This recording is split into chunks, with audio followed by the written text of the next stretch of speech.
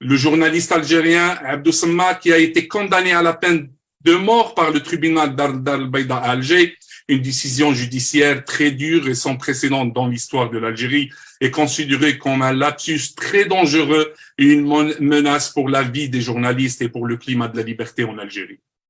L'absence d'une enquête concernant la mort de Hakim Dbazi, décédé pendant sa période d'incarcération le 24 avril de cette année.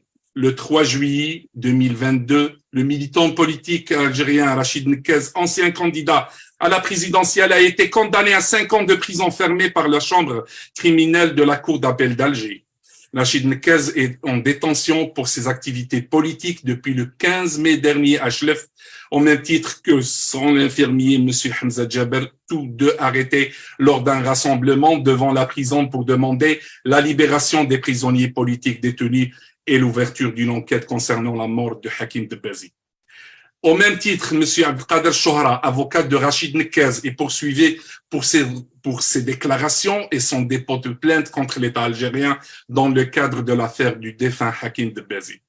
Le second semestre de 2021 a vu une augmentation de nombre de procès pour terrorisme, des condamnations sans base légale contre des défenseurs des droits de l'homme, des journalistes, des militants pacifiques algériens